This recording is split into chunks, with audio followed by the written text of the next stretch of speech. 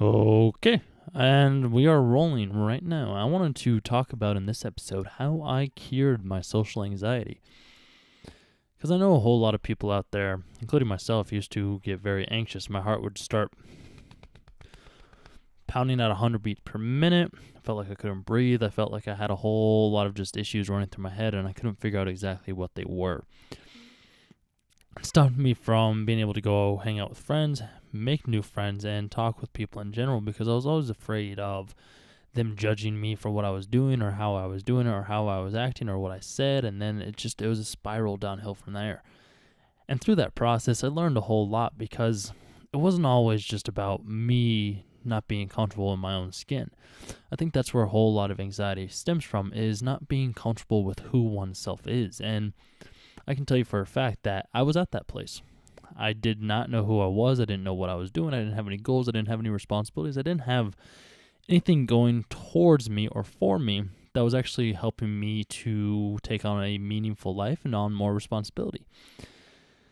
It kind of came to the point of I need to figure out what I need to do to be able to get over this social anxiety because it was not beneficial. When somebody would walk in the room, my heart would just pound and pound and pound.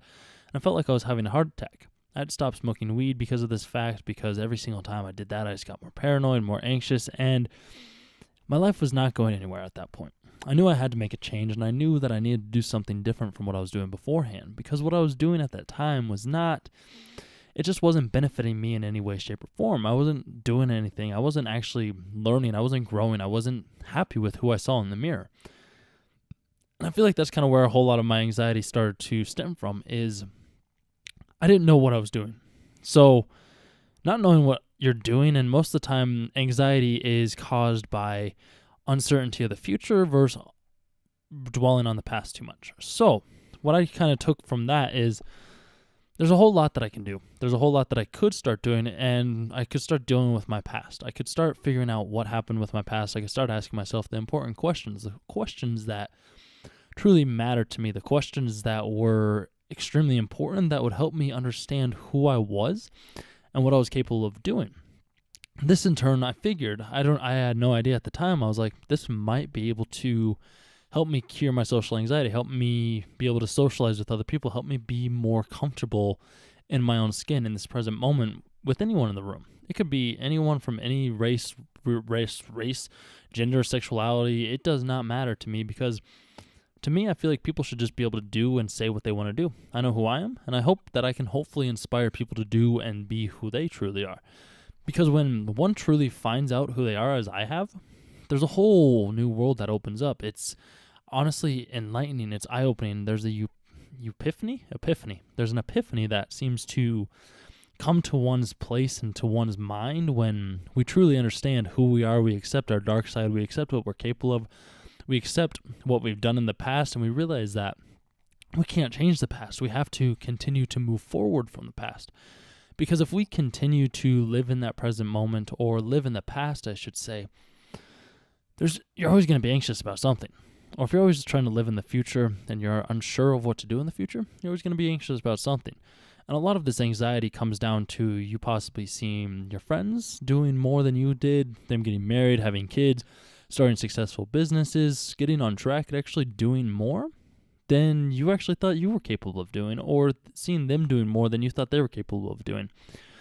And this can cause a whole lot of anxiety, because it's like, well, why am I not there? Why am I not married? Why don't I have a girlfriend? Why don't I have kids? Why haven't I bought a house yet?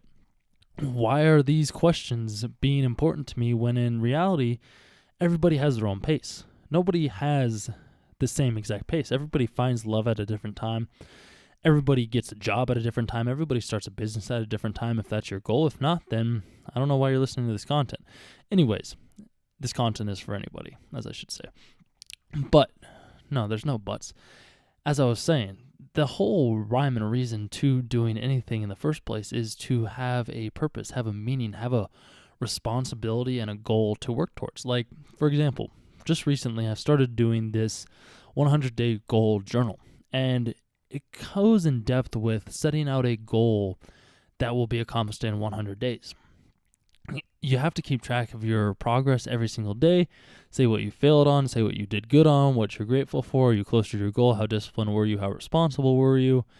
And that's at the night. In the morning, you say one thing that you're grateful for, maybe 2 or 3, depending on your mood.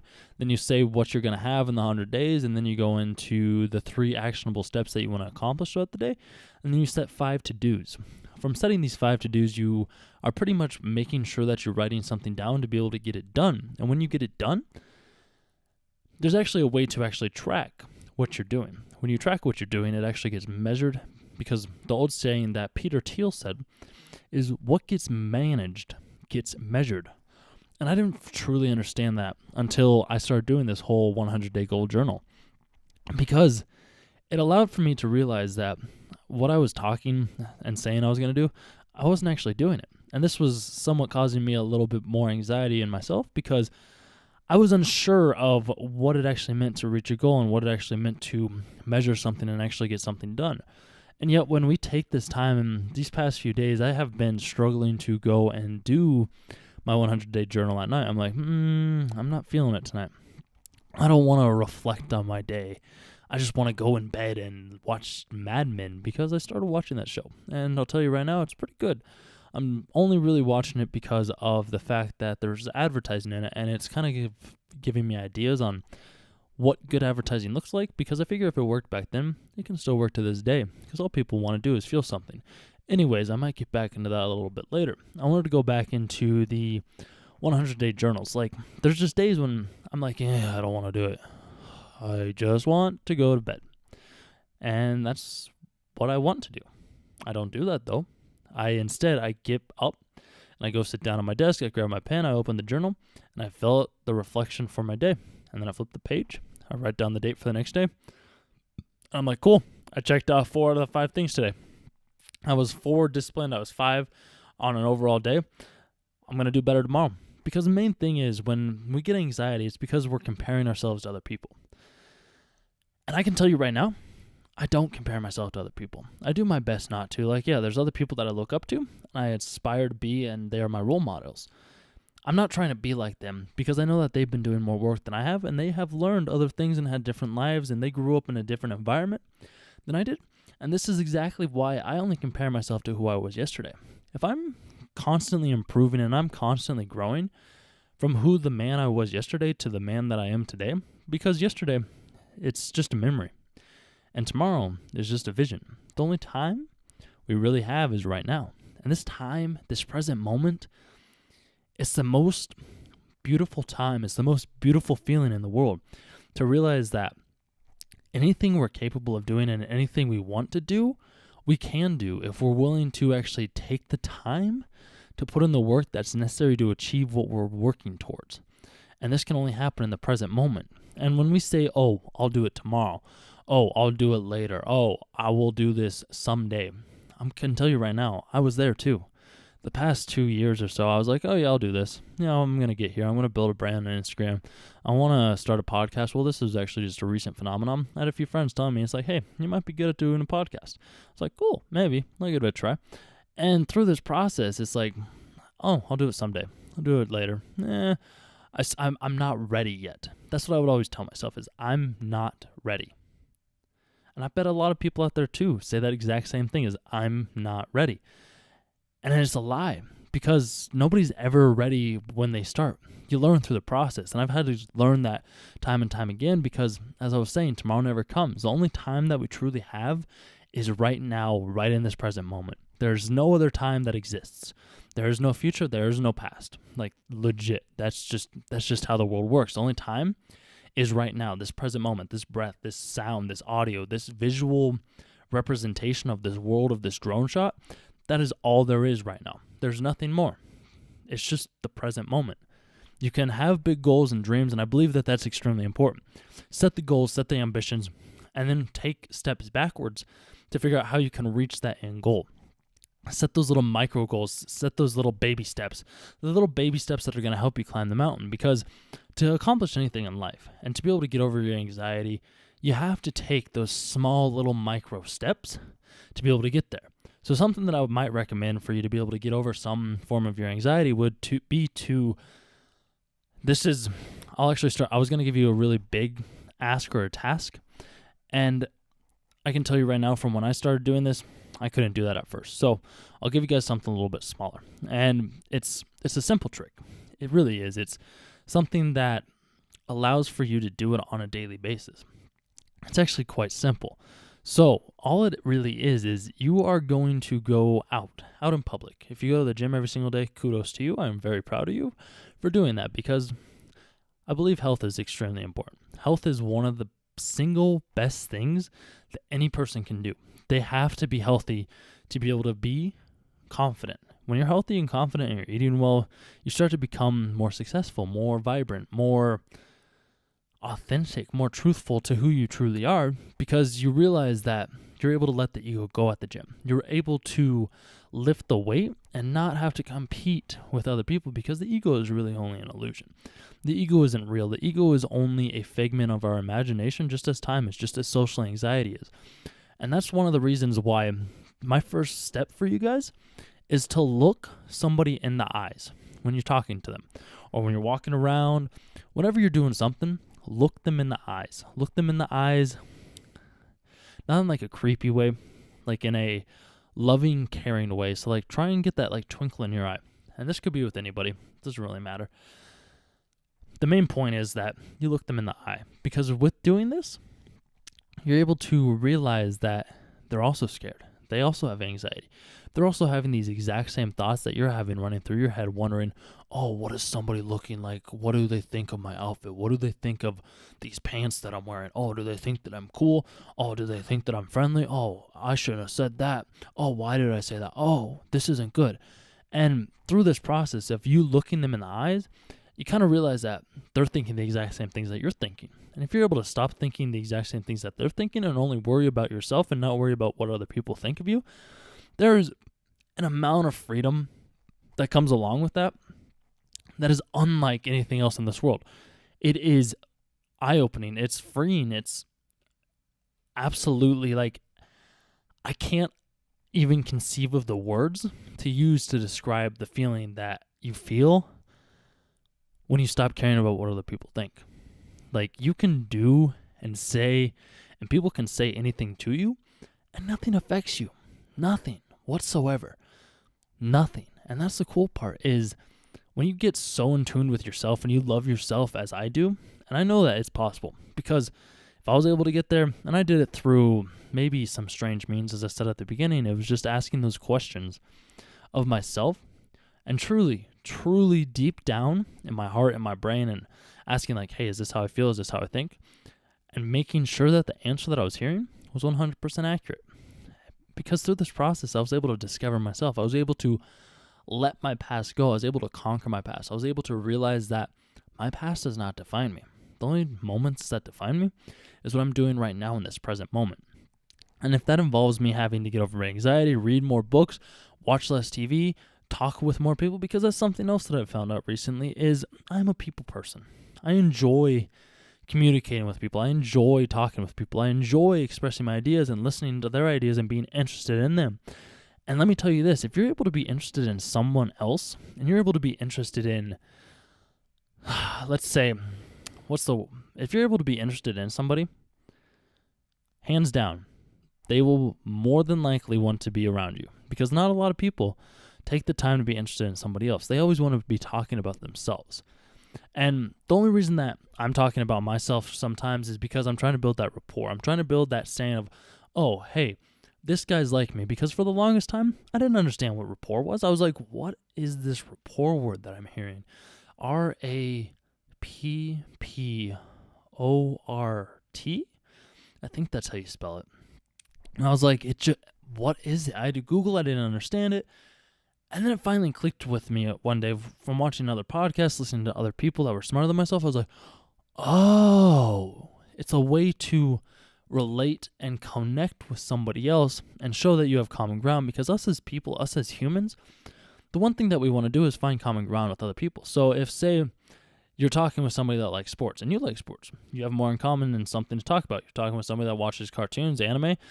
You talk with somebody else that does the exact same thing. You have more to talk about. You have business. You're able to share those business ideas. You're able to grow. You're able to learn new facts I didn't know beforehand, because everybody has a different past. Everybody has a different way of doing this world, and everybody has a different way of being able to do and give exactly what they want to do and share the stories that they want to do. And I believe that through the process of building this rapport and being 100% open and authentic has helped me to achieve this goal more than anything else has ever done before.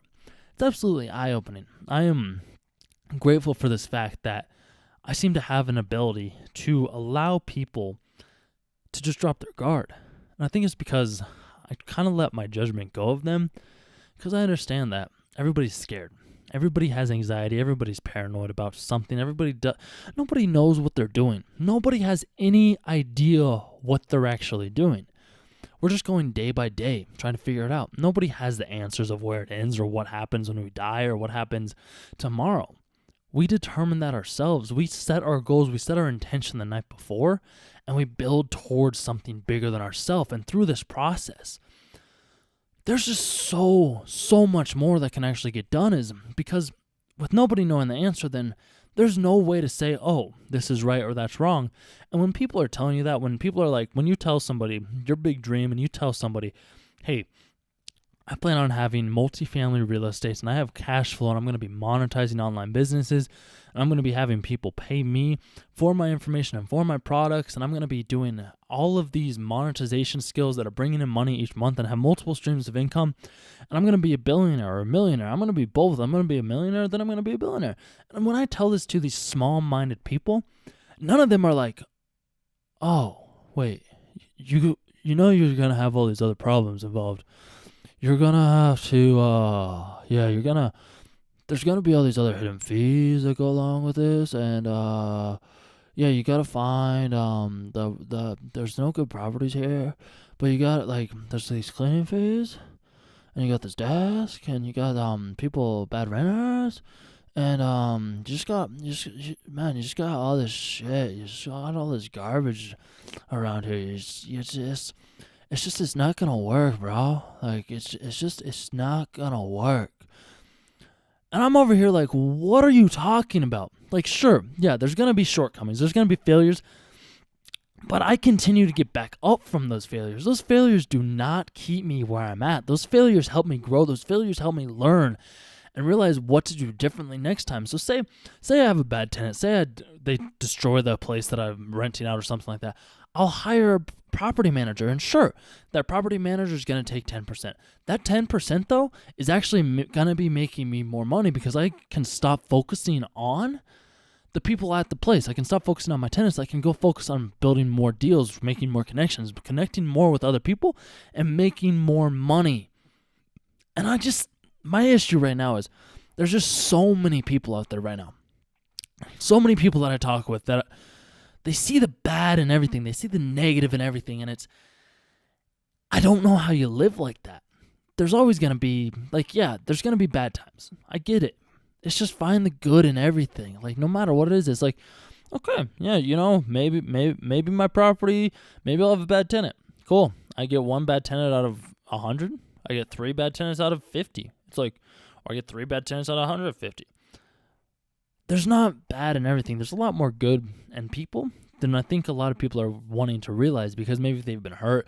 And yeah, maybe it's they have age. So my whole thing is listen to people that you would switch your life with. So if, say, you see somebody that's successful making millions and billions of dollars doing real estate or writing books or creating podcasts or creating content online and sharing it with people, those are the people that I'm going to listen to. The people that are doing the job that I'm at right now and thinking small-minded and aren't thinking big and are just complacent with what they're doing, don't get me wrong, there's nothing wrong with that. That's just not the life that I want to live. I have more to do. I have more to achieve. I have more to grow and learn. And I want to switch with the lives of the people that I'm learning from. And those are the people that I actually listen to because those are the people that I can tell deep down actually have a reason for doing anything that they're doing.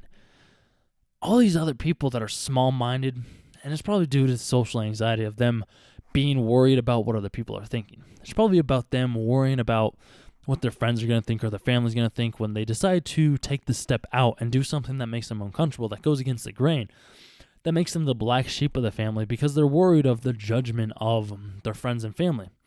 And I get that. And I've had times when I've had to let friends go. I've had to let family members go sometimes too. Because I cannot, I won't allow it. I won't allow myself to be surrounded by small-minded thinkers. I see this whole massive world of opportunity, abundance, and potential that I can reach for, that I can bear, that I can that I can go to do amazing feats and give back to people and share my knowledge and create something that's actually long-term and lasting and allows for me to have that financial freedom to go do what I want to do when I want to do it. And talking to these small-minded people, they don't see the bigger mission. They only see the small little confined issues. And our words become meaning. Our words turn into what we believe. So these people that are telling themselves these small-minded issues and thinking small, nothing's going to change for them. And that's okay, because that's not who I'm going to be. I'm going to be somebody that's doing something with my life. I'm going to be the one that's making billions. I'm going to be the one that has millions. Like, our words define us. They set our intention. They give us goals. They give us an ambition. They give us something to aim for, something that's bigger than ourselves. And there's a power in thinking big. There's a power in doing something more than we thought we were capable of doing in the first place. And I just don't think that a lot of people actually see that. They see this small little window. They might not even be looking out the window. They might be looking at a wall for all I know. And when you're looking at the wall or you're looking in the wrong direction, nothing's going to make sense. There's going to be no signs. There's going to be no signals. There's going to be no cues whatsoever that are actually showing like, oh, hey, this right here, yeah, this is where you're going to grow. This is where you're going to learn. This is how you're going to develop new habits. Because as Jim Rohn said, motivation is what got you started. Habits is what keep you going. So you have those habits of getting over your social anxiety by, one, looking people in the eyes. You look people in the eyes, they are going to respect you more. You're going to be able to walk with more confidence. You're going to be able to do more. You're going to feel less anxious inside because you're going to be able to look at those people and realize that they're just as scared as you are. But you're not going to stay scared. You're going to get stronger. You're going to do more. You're going to develop into somebody that you enjoy to look at in the mirror, as I have. And I'm telling you right now, it's enlightening. I wish you the best. I want to give you guys the actionable steps to actually reach that point, reach that potential, and grow more than you ever thought possible, because there's just so much that you can do. There's so many opportunities out there. There's so many different routes and books and podcasts and videos and anything you want to do nowadays. You can learn, you can Google it, you can share it, you can make the connections with people you don't know how to date. Read a book on dating. Watch some videos on dating. I highly recommend RSD. Pretty good site, pretty good videos. They understand what it takes to be able to pick up some girls. I respect that because I didn't know how to do it, just like I didn't know how to get over social anxiety. So I Googled it, I learned about it, I studied it.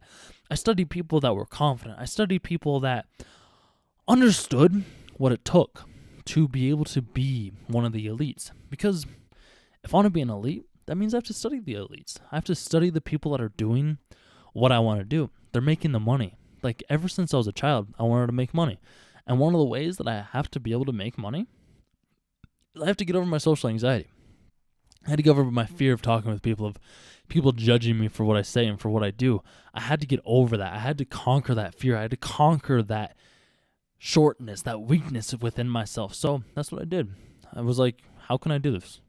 And from all these books and knowledge that I've learned is you just have to do it. Like, that's the simple truth of the matter is, 1, go out, look people in the eyes. 2, something else that I've made on Instagram, and I have a video on Instagram that's very short and self-explanatory. Another way to get over social anxiety is stand up. Stand up straight. Shoulders back, head up, chest out. Just stand up straight and walk with a purpose. Walk like you know where you're going. And eventually, you will. You'll figure it out. You'll figure out where you're going, because as I said at the beginning, nobody knows what they're doing. But you can at least pretend and act like you know where you're going, because in the process, you actually will figure out where you're going. You'll figure out that dream. You'll figure out that ambition. You'll figure out that drive that's within you. And it's amazing. I'm telling you right now, hands down, it is absolutely amazing. I would not change it for anything else in this world. One of my other ways to get over social anxiety, so we've got 2 ways right now. We have looking somebody in the eyes. Looking them in the eyes is the easiest thing you can do. If you're ready for something advanced, a little bit more advanced, stand up straight with your shoulders back. Stand with confidence. Your brain's going to start creating more, I want to say it's dopamine, I believe. And through that process, you're going to become more confident, because your brain usually releases dopamine after exercises. So you feel anxious, spread your arms out wide. Like, become big. Don't become small. You become small, it gets worse. You become big, it becomes less worse. That's my 2 advices right now. My third advice, because we're running out of time real quick, I got about 5 minutes left, and I'm still not editing these for you guys. I'm trying to keep them as real and legit and as authentic as I possibly can within the 25-minute mark, because I want to be able to provide as much value to you as I possibly can without taking out the fluff and the slip-ups and the word stutters and anything that I'm stuttering with. I don't want to have to limit that to be able to not share something that you guys might potentially find valuable, because I don't know it's going to be valuable. So that's why I'm just releasing this raw format with video drone footage and my Instagram handle. Please go follow me on Instagram at Caleb Quimby, trying to reach 25K. Would really appreciate it. If you'd like to be inspired and you want to be able to inspire to do more, I would really do appreciate it. And if you have any ideas, feel free to DM me. Sorry about that shameless plug. I don't try to plug myself, but this one time I just needed to.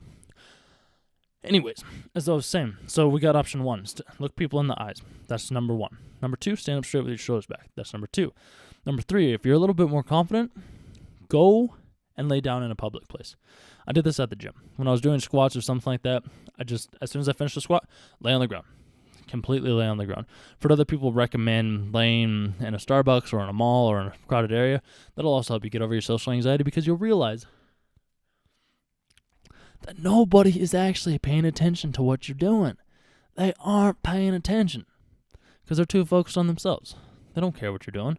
Maybe you'll get a woman out, an 80-year-old woman that says, "Oh, are you okay, sweetheart?" And you'll be like, "Yeah, I was just tired. I need to take a nap." It's like, "Oh, okay." And then they move on. Nobody cares about what anybody else is doing because everybody's too focused on themselves. When you are able to stop being focused on other people thinking of what you think they are thinking about you, your life becomes liberating, as I said earlier. So we got step 1, look them in the eyes. Step 2, stand up straight with your shoulders back. Step 3, lay on the ground in a public place for at least 10 seconds. Step 4, something that I've been able to work out and become more confident is, and pretty much get rid of some social anxiety, is let's say I'm going to the dentist, and this is just a simple example because it's easy. Like, you can do it once every 6 months. How hard is that? If you can't do something once every 6 months, well, I guess it would be twice a year. So anyways, if you can't do this, then I really doubt that you'll be able to do anything else in your life. I'm sorry, but it's just the truth. Ask the dentist or the hygienist to have another toothbrush. As simple as that. Just be like, "Hey, can I grab another toothbrush?" Be like, "Yeah."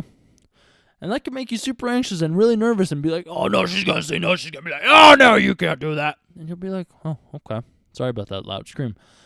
That's just not how that works. It's just, she'll be like, "Oh, yeah, here you go. Here's your second toothbrush." It's like, "Oh, wow, that wasn't hard." Or say, go to McDonald's. Do you like fast food? Ask them to make the fries extra crispy.